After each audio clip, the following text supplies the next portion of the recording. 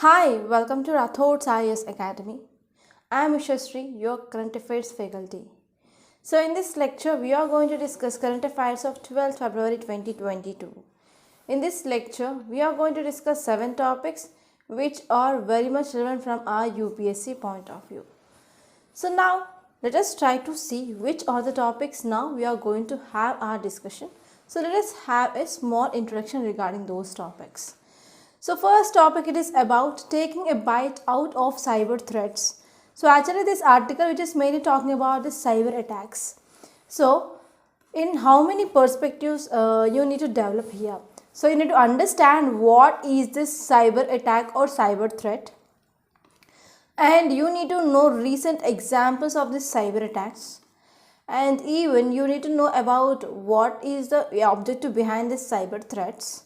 And you can also know about what are the laws which are present in India regarding the cyber threats. Okay, so in these ways you have to know different dimension of this topic, and this topic is important from both prelims and mains. And you might be having a question like, so how this topic is important from prelims? So if you have gone to this 2018 prelims paper, so there was one question like, so recently so and so ransomware is in news, so what it is related to. Okay, so if you're talking about the cyber threats, there will be some names which is given. Okay, so for that, okay, that names will be important from your prelims point of view. And from mains, you need to know about details like what are the steps that are taken by the government recently, and what are the laws are present, and what are the challenges, what is the way forward. So that thing which is important from your mains. And next topic, it is about clearing the airways. So actually now, because of this COVID-19 pandemic, so there were some restrictions which is mainly seen in this international flights, right? So because of this, here this article says that what is the way forward. So this article is important from your economy, which mainly comes under GS paper 3. And next topic, it is about Quad meet. So in yesterday's lecture we studied that US Secretary, he is in Melbourne.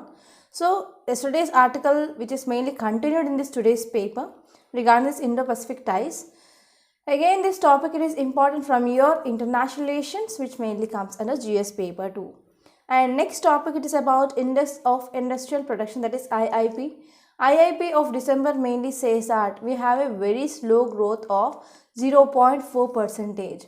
Okay, and this topic is important from your economy, which mainly comes in a GS paper 3. And from prelims point of view, you need to know about what is this IIP. So what is the significance of this IIP? So from mains point of view, you need to analyze what are the reasons behind the slowdown of this index of industrial production. Okay, that is important from your mains. And next topic, it is about 113 drones sighted along this Pak border in 2 years.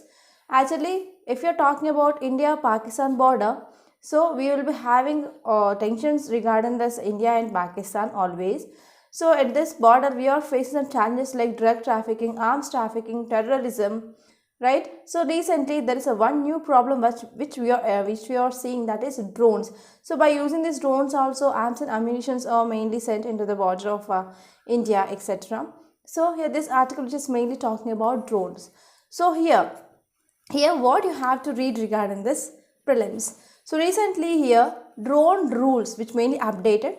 You have to see that already we had a discussion regarding that, okay, in recent days. So you have to revise that once again.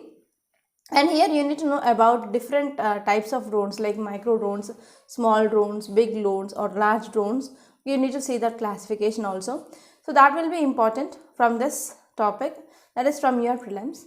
And next topic, it is about India-Australia edge closer to final interim deal.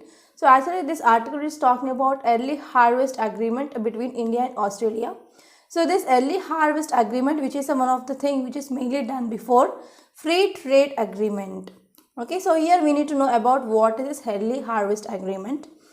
So this topic, it is important from your economy, and it is from your GS paper 3. And this topic, it is important from both international relations and as well as economy.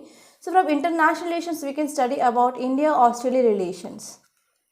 And next topic, it is about habeas corpus plea by children of Pakistan national. So here we need to focus on this word, what is this habeas corpus. So here if you have gone through your Lakshmikant and even some NCERTs of polity, you might come across this Article 32 of Indian Constitution, which mainly talks about writs. So in this writs, one of the 5 writs here is habeas corpus. Okay, so this is important from your polity point of view, which mainly comes under this GS paper too. So these are the topics now we are going to have our discussion. So let's get started with our discussion with quote. So this quote, it is regarding unity and diversity. Okay, unity and diversity, and this quote which is given by our Mahatma Gandhi, who is the father of nation. So if you are talking about this quote, which mainly says that our ability to reach unity in diversity will be the beauty and the test of our civilization. So if you are talking about unity in diversity, so we can see it is one of the part of our civilization. Okay, so whenever we have the ability to reach this unity in diversity will be the beauty, and it is one of the test of our civilization. So actually this quote which is mainly talking about how can we test a civilization.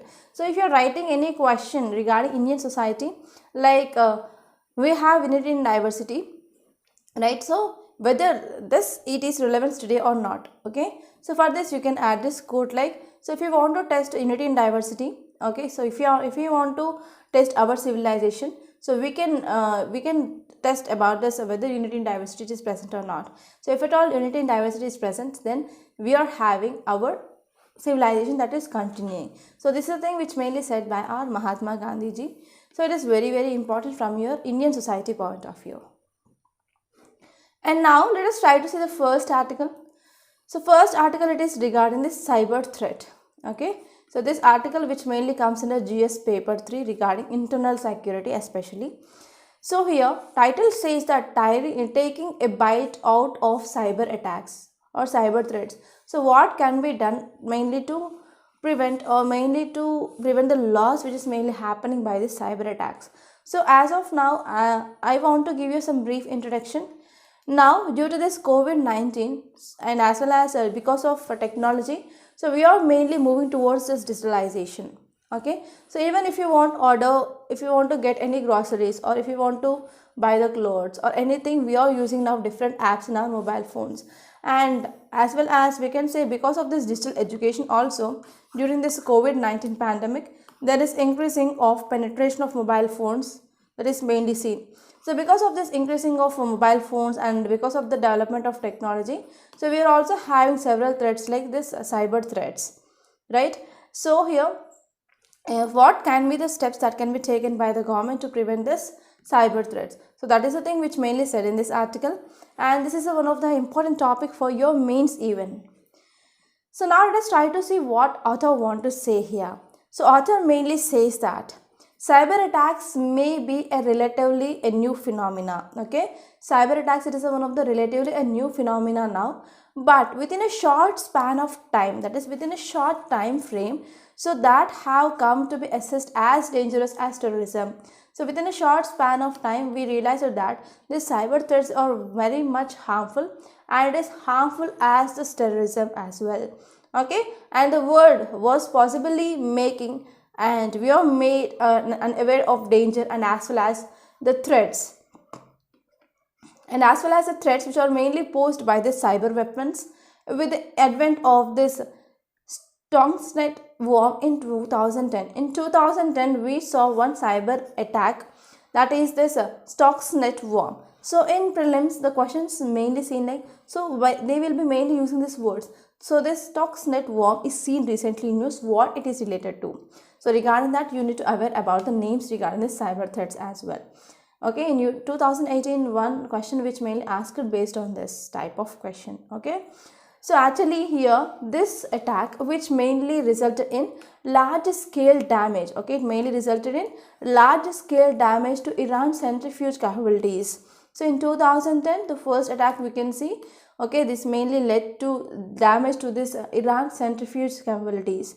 And after that, 2 years later, that is in 2012, a bank of computers which are mainly belonging to Saudi Aramco oil company, they were targeted. Okay, so bank of computers which mainly targeted in 2012, and it mainly reported by this Iranian cooperatives employing malware that wiped out data of about 30,000 computers. So because of this cyber attack, so that mainly led to the wiping out of data of about 30,000 computers. And now let us try to understand what is a cyber attack, what is the meaning of the cyber attack. So if you want to start any answer regarding the cyber threat, first you need to start in introduction regarding what is a cyber attack. Cyber attack is nothing but it is a malicious and it is one of the deliberate attempt made by an individual or organization. So it can be done by either individual or by any organizations, and this can breach information system to another individual or organization. So for example, if you have any information system, that system will be hacked, and if they want, they can take the information from your system, and even if they want to try to delete the system, delete the information in the system, they can go for deleting of this information. So in this way, I can say this cyber attack, it is a malicious and as well as it is one of the deliberate attempt which mainly made by an individual or even by an organization, and that will mainly breach the information system of another individual or organization. So this is the definition of the cyber attack. So if we're talking about what are the motives behind this cyber attack, so what these cyber attackers they want. So first one is they can get some commercial gains, because whenever they are going for hacking of any bank account or financial institutions, sometimes they can also get the money transfer. Okay, so it will be helpful for their commercial gain. And apart from that, it will be also used, so these cyber attacks which are mainly done to even attack some critical assets of the nation, and they want to penetrate into both corporate and as well as military data servers, and they can obtain some plans and as well as intelligence that is mainly done. So because of this, it will be also leads to some security threats of the country, and to hack the sites to virally communicate a message of some specific campaign related to politics and as well as society. Okay, so they will be also going for hacking of some sites. Okay, and they will mainly communicate a message for specific campaign related to politics, etc. So these are some important motives behind the cyber attacks, and I hope you understand this. And now let us try to see which are the components of this cyber attack. So there are mainly three important components that you need to know. So first one is application security, second one is information security, and third one is network security, and fourth one is disaster recovery planning. So if you're talking about what are these components, first let us try to understand what is this application security. So application security, it is nothing but it mainly encompasses some measures, or it can also go for countermeasures that are mainly taken during the application's development process, and that will be helpful mainly to protect from the threats that can come through the flaws in the app design, development, deployment, and upgrade or maintenance.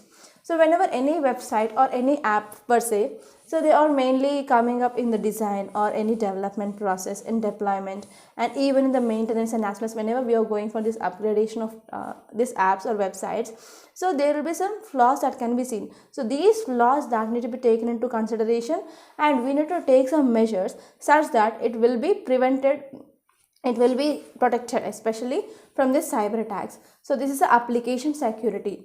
And next one is information security. So this information security, it is mainly related to the protection of information.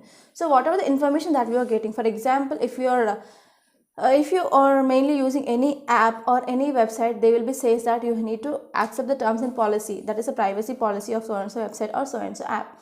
And sometimes if you are downloading any app, and you will be saying that we will be having access to your media, photos, etc., and it will say like I accept. So you blindly, without reading that also, sometimes you will be clicking I accept, right?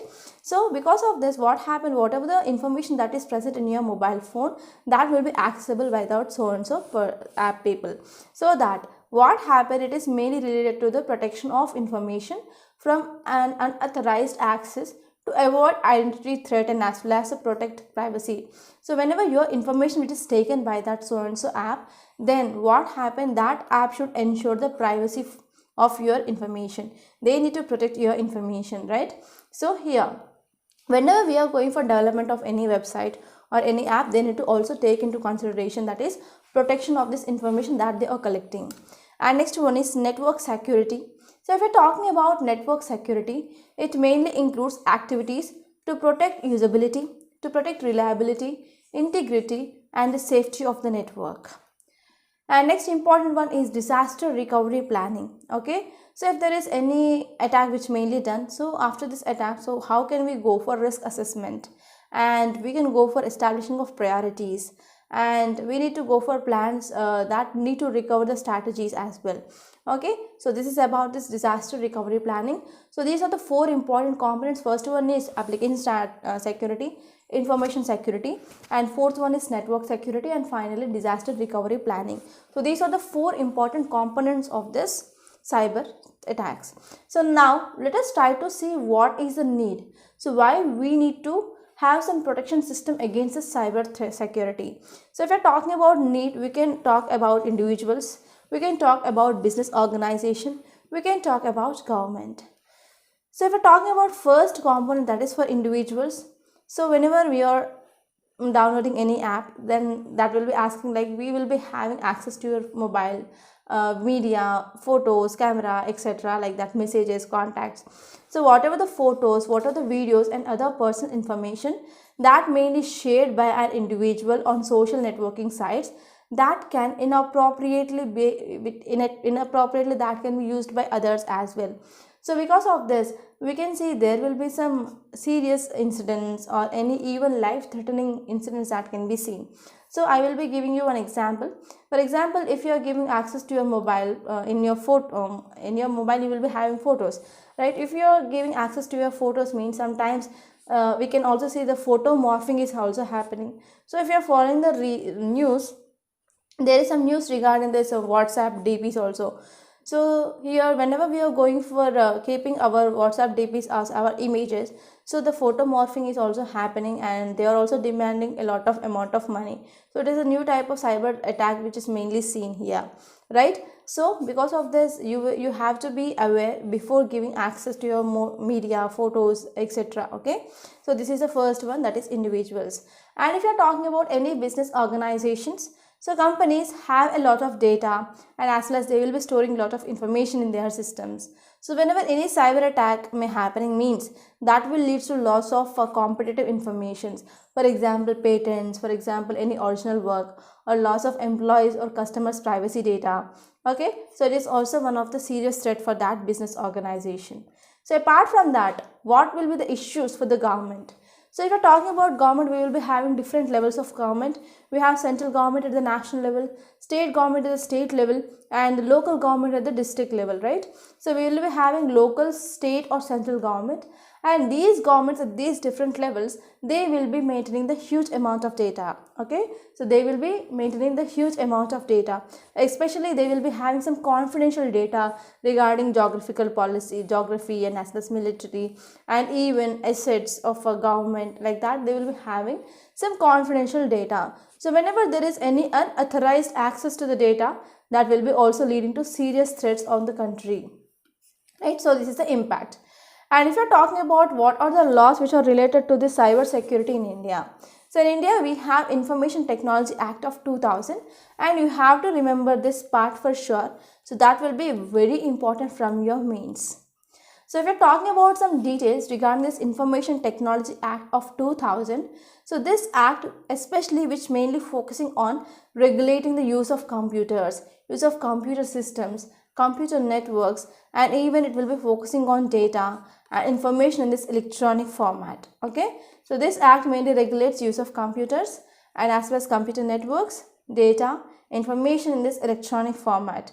And this act which also lists down among other things. Okay, for example, computer source documents. It also talks about hacking of computer systems, and even it talks about, for example, cyber terrorism, and even it mainly talks about cheating using these computer resources, etc. So this is one important act which mainly focusing on this cyber threat in India. So now let us try to see what are the challenges regarding the cyber threats. So first and the foremost thing, as I already explained you in introduction, that is regarding mobile technology. So there is increased use of mobile technology that is seen because of this digital education, and because of improvement of technology, and whenever we are going for this digitalization everywhere, like digital banking. Okay, so because of this there is increased penetration of mobile phones, and even there is increased penetration of internet. So there is no mobile I can see without using this internet nowadays, right? So because of this, we are using some internet of things, and even we do not have proper security infrastructure even in some devices. So because of this, it is one of the important challenge that is mainly posing regarding the cyber threats. And apart from that, if you're talking about this internet technology also makes it relatively very easy to misdirect and attribution to other party. Okay, so this internet technology also making relatively very much easy for misattribution. Okay, and next one is, so this internet, it is also helping for even easy hacking of mobiles, easy hacking of some important defense technology, etc. here. And we do not have proper awareness regarding cyber security. And next one is, there is a lack of cyber security specialists as well, and there is also increased use of cyberspace by terrorists. So these are some important challenges that we are posing in this, that we are having in this cyber threats. And what is the way forward, what can be done? So first one is, we need to focus on real-time intelligence.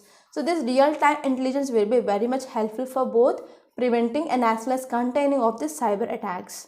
And we need to go for periodic backup of data. So this will be one of the solution for this ransomware.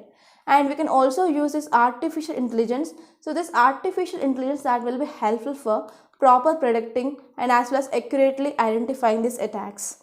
So apart from that, we can also have some knowledge regarding this actual attacks, how they are doing. Okay, how can we go for building effective and pragmatic defense against the cyber attacks. And one more important thing here is, we need to increase awareness about the cyber attacks for the people, okay, especially who are using these mobile phones. And next one is, India need to secure computing environment regarding this internet of things, and as well as we need to go for using of updated tools, patches, etc. here that can be incorporated in a timely manner. And finally, we need to go for developing of skills, especially to deal with this cyber security, data integrity, and as well as data security fields. So these are some important things that you need to remember, and by this I completed this cyber security on cyber attack topic. And now let us try to see next topic. It is regarding clearing the airways. So actually this topic, which is mainly talking about airways, what are the problems and what can be done in this COVID-19 period. So this article, it is about economy actually. So it is talking about airways. So now let us try to see this topic in a very great detail. So here, if you're talking about airways, so here we are mainly using this airways especially for the tourism industry, and even travelers from one country, they can use this airways to reach the other country here. So as of now, we know that due to this COVID-19 pandemic, so there were many restrictions imposed on this international airways. So apart from that, already you know that this most of the countries, they went for fully vaccination, and even 82 countries, they mainly skipped the mandatory quarantine period from February 14th onwards. So from February 14th onwards, 82 countries, they mainly said that there is no need of this mandatory quarantine. What is this mandatory quarantine? From one country, if you are traveling to another country, so after reaching this second country, you need to go for compulsory quarantine. But this provision, which is mainly going to be lifted from this February 14th, about 82 countries, they are going to lift this provision. So if you are talking about the requirement of compulsory on arrival testing for passengers from certain countries, they are identified as at risk, has been removed now. So that means whenever I am moving from one country to another country, so after reaching another country, I need to go for compulsory arrival testing. That means after entering into that country, I need to go for testing for this COVID-19. So actually, because of this relaxation of this mandatory quarantine, then what happened, the risk is also very much removed here. But these guidelines, they are mainly from the Ministry of Health, which mainly applied to the countries with whom India has a pact of reciprocity. That means if we are allowing that country should also allow this. So it is a reciprocity. So this relaxation of this mandatory quarantine and as well as arrival testing, that will be seen only with the countries that we have this reciprocity. For example, UK, US, Canada, Australia, and as well as New Zealand. Okay, and from these countries we can see there will be the significant traffic in and out of our country. That is, they will be coming into the India, and we are also going to those countries. So it is called as in and out of India. So currently India has air bubble agreements with 35 countries, and government had earlier moved to resume this international flights from December 15. But because of this third wave of this coronavirus due to this Omicron variant, again they withdraw this decision. Okay, so because of this restrictions on this international airlines, if you say there was a huge loss, actually the loss it is about rupees 150 lakh crore since March 2020 in this tourism sector. So especially the countries which are mainly focusing on this tourism, they had been affected more. For example, Maldives, Sri Lanka, etc. So these countries' economy which is mainly based on tourism. So because of this restrictions on the flights of this international airways, and because of some COVID-19 guidelines, so there was a much loss that is mainly seen on those countries, those economies which are mainly dependent on this tourism sector. Okay, if you are talking about this prior to pandemic, India had at least 1.1 crore, okay, 1.1 crore inbound tourists and about 2.7 outbound tourists annually. Okay, inbound means they need to come India, okay, they used to come India, and outbound means they used to go to other countries. But due to this COVID-19 pandemic, so there was very much loss that is mainly seen to this tourism sector. So what might be the reasons? So if you're talking about why we are going for this relaxation, because actually you know that there is decreasing of number of cases, okay. So here the fresh COVID-19 cases is declining. So earlier it was like more than 3 lakh cases per day, and now it is like 58,000 cases per day which is recorded. So what are the reasons for this declining of this number of COVID-19 cases? So as you all know, if you open Flipkart or Amazon or even in Meesho, you can get this rapid antigen test kits, okay. So because of this we can order them and we can self administer those tests, and because of this what happened, number of people who are registered in this number of cases had been decreased. So this is the one important reason. And if you're talking about symptoms of this COVID-19 due to this Omicron, which are very much mild than compared to other earlier variants of this COVID-19, and there is no need of even hospitalization. Okay, so because of this also we can see there are number of cases which are mainly declining. And next one here is many countries they went for booster dose. So what is this booster dose? After having this 2 doses of this COVID-19, they are going to get 1 extra dose. Okay, so this extra dose is called as booster dose. So in this booster dose we will be having like 2 types, that is homo booster dose and hetero booster dose. Homo booster dose means, for example, I took 2 doses of Covaxin and I am also getting that extra plus 1 booster dose is also Covaxin, that is called as homo, that means same. So after I got this 2 doses of Covaxin, but in the 3rd dose I am getting Covishield, so this is the hetero, that means 2 different, right? So even though if you are talking about this booster dose, so the results internationally saying that they are not enough to deter transmission of this COVID-19, okay. So because of this we need to take some protection like wearing of mask whenever we are going out, even in indoors, and we can go for a complete vaccination of these 2 doses, and we need to accept some short lockdowns whenever there was increasing of number of cases. So these are the some important things that can be taken. But here if you're talking about the present situation, so where there's herd immunity, so here there is no situation of this herd immunity as well. So when earlier we thought that whenever we are achieving this herd immunity means we can go for elimination of this virus transmission or virus infections or reinfections, but it is not a situation now. And next one is, nowadays we are seeing there is a opening of schools that is happening and even normalizing of airways, that mainly implies that we are mainly focusing on equitable healthcare, and even we need to focus on this improved hygiene, okay, and we need to go for reclaim, repair social and as well as economic remnants of this pre-pandemic period. So this is gist of this topic and I hope it is very much clear. Now let us try to say next topic. It is regarding Quad meets focuses on Indo-Pacific ties. It is about Quad. So Quad, it is a regional grouping which mainly contains 4 countries. For example, India, Australia, Japan and as well as USA. So these were the 4 countries which are part of this Quad. And recently this Quad meeting which mainly held. So this article which is talking about the highlights of that meet. So now let us try to see this topic in detail, and I think in tomorrow's or day before or day after tomorrow's newspaper you will be getting editorial regarding this Quad. So there we are going to discuss in detail regarding this Quad for sure. So if you see context, it mainly says that calling for justice for 26 by 11 terror attacks in Mumbai that happened in 2008, and even Pathankot Air Base attack in 2016 for the first time since the group was formed. Since the group was formed, we saw the attacks, okay, since the attack which is mainly seen. So because of this, foreign ministers from Australia, India, Japan and US, they said Quad was already cooperating on sharing intelligence on threats in Indo-Pacific region, okay. So it mainly said that Quad was already cooperating in sharing intelligence on the threats in this Indo-Pacific region. So these four countries are part of this Indo-Pacific region. They want to share the intelligence. So whenever they are sharing intelligence, they can know about in which area what is the thing which is happening wrong, and they can take some preventive measures as well.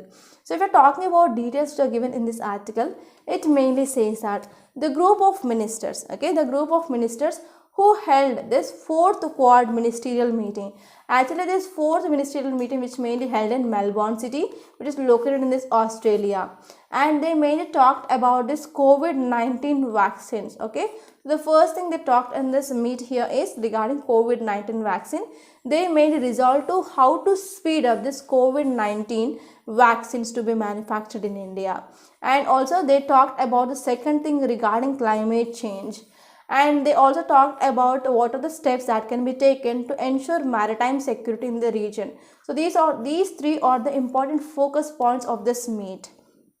Okay, next one is, we also call on all countries, they need to ensure territory under their control and not use it to launch terror attacks to expeditiously to bring justice and as well as perpetrators of that such attacks. So here in this context, here this foreign affairs ministers also says that, so they need to ensure the countries which are present in this region, they need to ensure that their country should be under the control of their government, such that they should not use their countries to launch any terror attacks, okay. And they also made some reference to this Chinese increased expansionist policy, and as well as Chinese action in the south and as well as East China Seas, etc. as well, okay.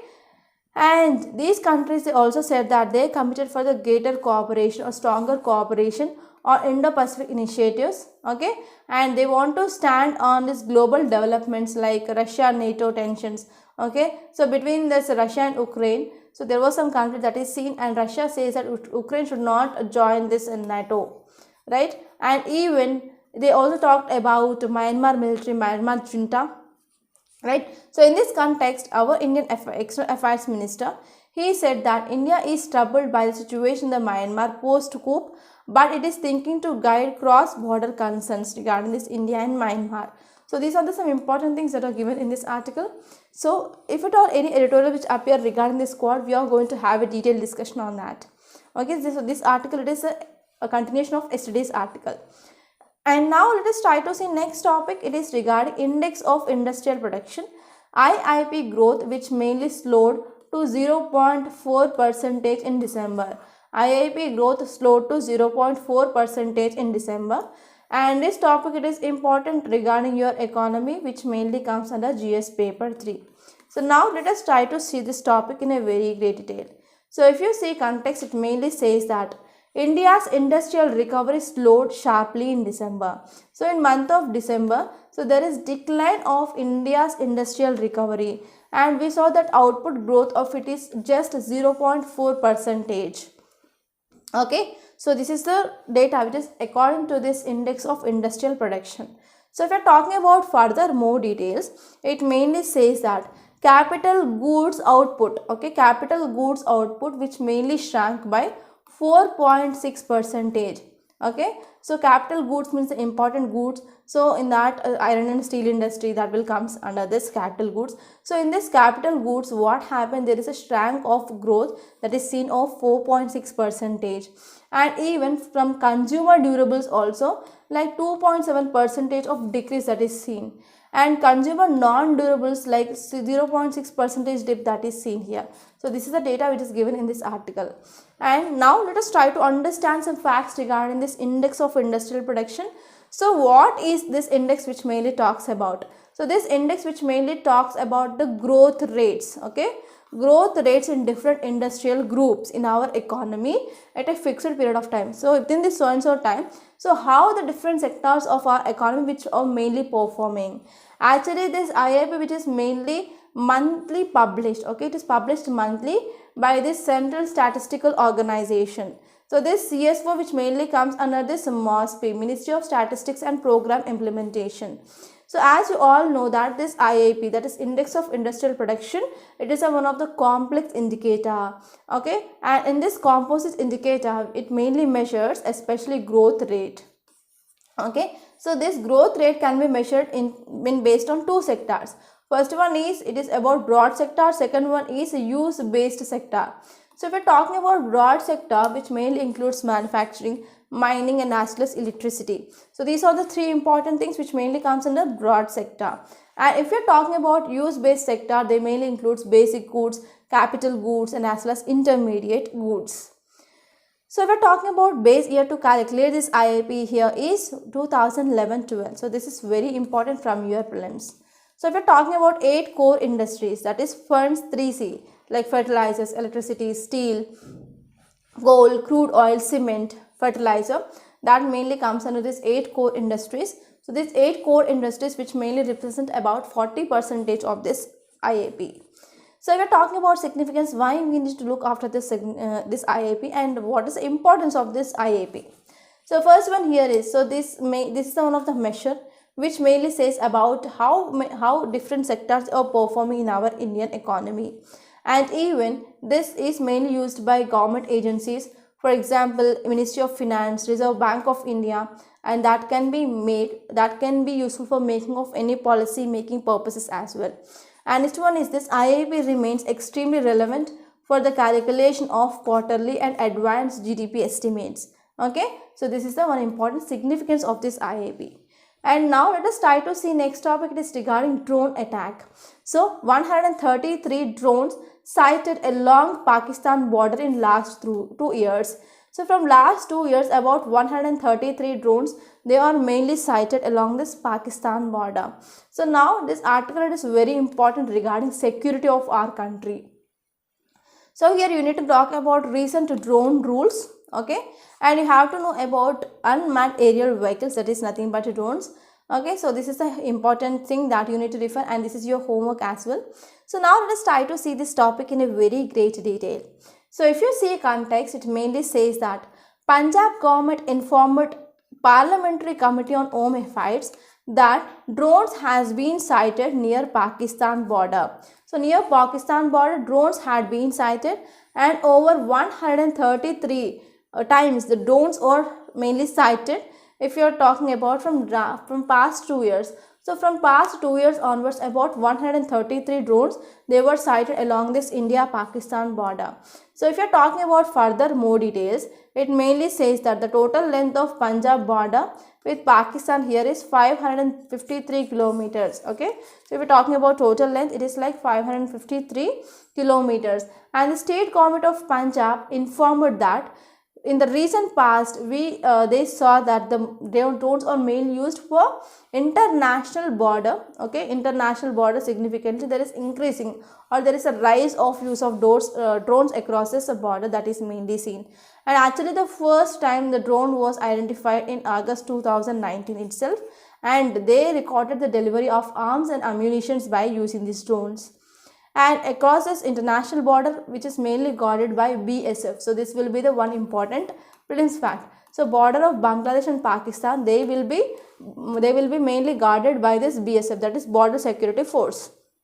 And here you have to know about, so who are going to guard India Myanmar border, India Nepal, India Bhutan, India China border. So that is your homework. So please try to find out, so which of the police personnel who are mainly guarding this international border. So that will be very important.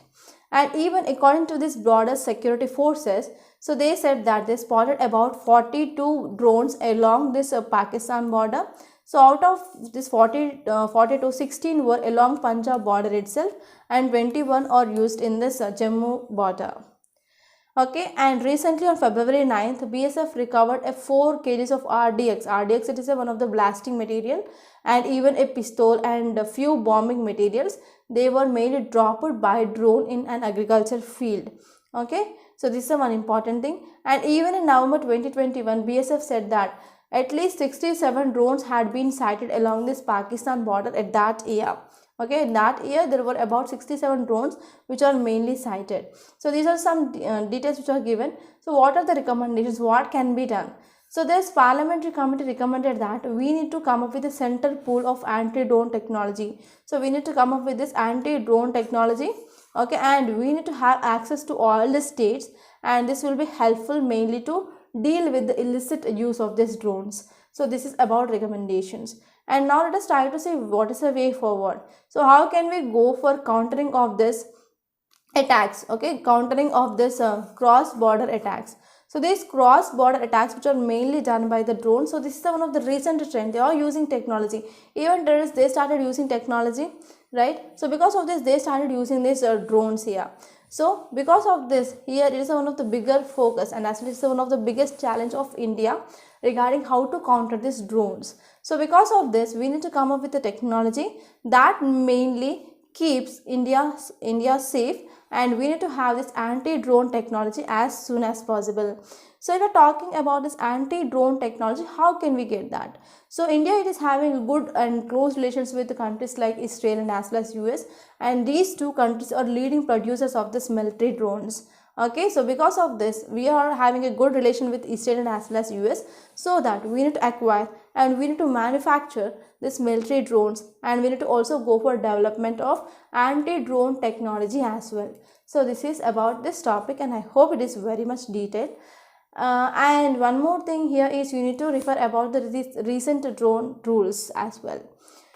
And now let us talk about next topic. It is regarding India-Australia edge closer to final interim deal.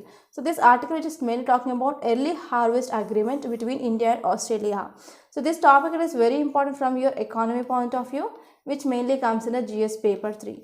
And you need to know about this early harvest agreement. So this will be important from your prelims point of view. So now let us try to discuss about this topic in a very great detail. So if you see context, it mainly says that the interim trade agreement between India and Australia, they are unlikely to conclude items that both the sides consider sensitive. Okay, so from the both the sides, there are some areas they are very much sensitive for those countries. Okay, so they are going to come up with this conclusion soon. So if you're talking about details, it mainly says that recently a joint press conference was held.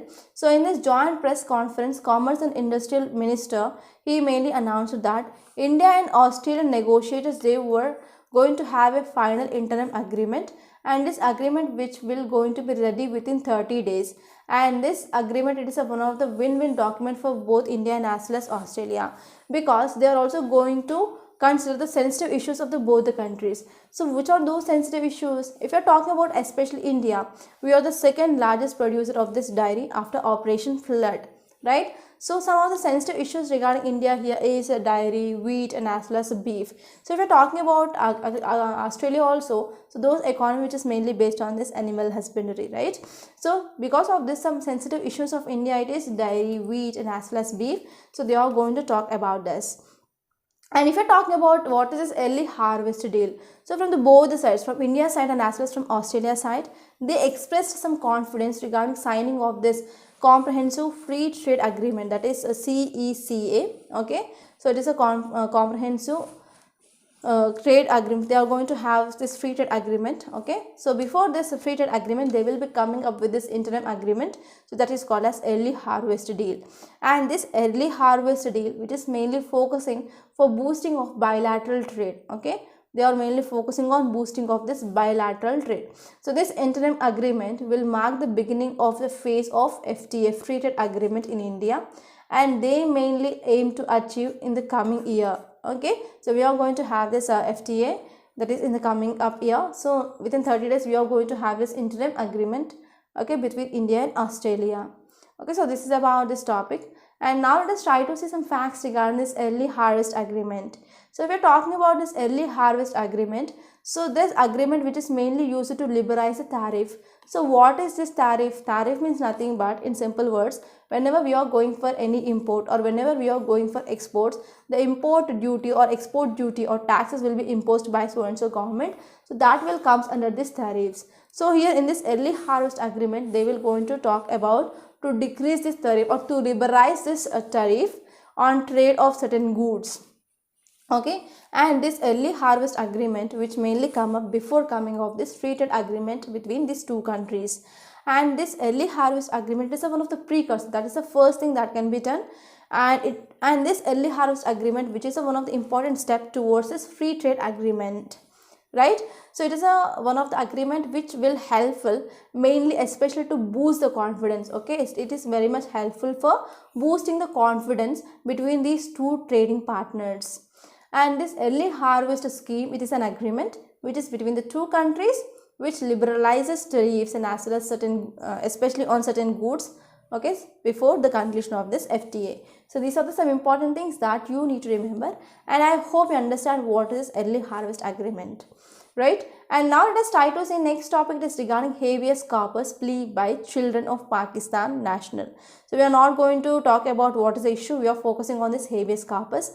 So in our Indian constitution we have article 32 which is present in the part 3 of fundamental rights. Okay, so in part 3 of our Indian constitution which mainly talks about this fundamental rights, so in this part 3 we have this article 32 which mainly talking about writs. So whenever your fundamental rights are infringed, then you can directly go to the Supreme Court.